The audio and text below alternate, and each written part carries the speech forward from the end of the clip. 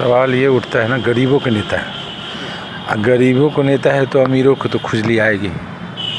और सबसे बड़ी बात है कि प्रधानमंत्री साहब अभी तक जो चुप्पी साधे हुए हैं, ये बहुत शर्म की बात है। यार आप देख रहे हैं वाइड डिस्कवरी, मैं रोशन। अभी हम पटना के एनसीपी मुख्यालय कार्यालय के पास मौजूद हूं और यहां के तमाम नेताओं से हम बात करेंगे कि आखिर एनसीपी के जो मुखिया हैं शरद पवार जी, उन पे धमकी मिली है, उनको धमकी भरी मैसेज मिली है। जो उनकी बेटी जो है थाने में, मुंबई के थाने में जो है कंप्लेन भी की है। तो इसी को हम जानने की कोशिश करेंगे। पटना में जो ऑफिस है एनसीपी पार्टी का, उनसे यहाँ का जो भी तमाम वरीय नेता हैं, वरिष्ठ नेता हैं, यहाँ के कला संस्कृति के यहाँ की अध्यक्ष भी मौजूद हैं। हम इनसे बात करेंगे कि आखिर इतने बड़े कदावर नेता होने के बावजूद भी उन्हें अगर धमकी मिलता है तो ऐसे कहीं ना कहीं शर्मसार होने वाली बात है। हम इनसे जानने की कोशिश करेंगे आखिर इनकी पार्टी अभी तक क्या कुछ कहा है और क्या इनकी जानकारी है। अभी महाराष्ट्र में जो शरद पवार जी पर, जैसे आपके पार्टी के मुखिया हैं, उन पर कुछ मैसेज आया है, हमला, उनको धमकी मिला है जान से मारने के लिए, ऐसा कुछ करके। सर उस पर क्या कहेंगे आप? देखिए, सबसे बड़ी बात है कि जो धमकी आई है उस पर मैं घोर निंदा करता हूं कि इस तरह की धमकी नहीं आनी चाहिए। और जहां तक पवार साहब की बात है तो वो गरीब और वंचितों के नेता हैं।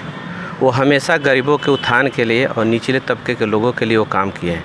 अगर इस तरह के काम में अगर उनको धमकी मिलती है तब तो ये ऊपर स्तर तक उनको सोचना चाहिए। और प्रधानमंत्री को रहते हुए जो वो बोलते हैं कि हमारे गार्जियन समान है पवार साहब, तो उनको सोचना चाहिए, उस पर एक्शन लेना चाहिए और कम से कम उनको बयान एक बार आना चाहिए। हमारे प्रधानमंत्री का बयान इस पर अभी तक नहीं आया है, तो ये तो उनको भी सोचना चाहिए। और उसके लिए भी हम लोग घोर निंदा करते हैं कि कम से कम प्रधानमंत्री को इस पर एक्शन लेना चाहिए, उनकी सिक्योरिटी को बढ़ा देना चाहिए। पवार की डॉटर थी, वो कंप्लेन की है थाने में। जी, उनका सुप्रिया तारिक का कंप्लेन गया है। और उस पर हम लोग भी यहाँ से सपोर्ट में हैं। हम लोग हमेशा बिहार से हैं, हम लोग भी इधर से कार्रवाई के लिए हम लोग मांग किए हैं। प्रधानमंत्री को भी हम लोग ज्ञापन दिए हैं कि कम से कम आप प्रधानमंत्री जी उनकी सिक्योरिटी को बढ़ाएं और इस पर सख्त जाकर रिपोर्ट लिया जाए और देखा जाए कि क्यों इस तरह की धमकी आ रही है। सर इतने कदावर नेता होने के बावजूद भी उन्हें धमकी अगर मिलती है तो कहीं ना कहीं सवाल उठता है। तो क्या कहें? सवाल ये उठता है ना, गरीबों के नेता है। गरीबों को नेता है तो अमीरों को तो खुजली आएगी। और सबसे बड़ी बात है कि प्रधानमंत्री साहब अभी तक जो चुप्पी साधे हुए हैं, ये बहुत शर्म की बात है। और जितना जल्दी वो एक्शन ले और काम कर दे। तो सर पार्टी तो ऐसे फैमिली होती है, तो मान लें तो ऐसे अगर बात होगी, सुरक्षा बढ़ाया जाए सभी को, जो उस स्तर के हैं लोग, उनकी सुरक्षा देखा जाए, किया जाए, ये हम चाहेंगे ज़रूर।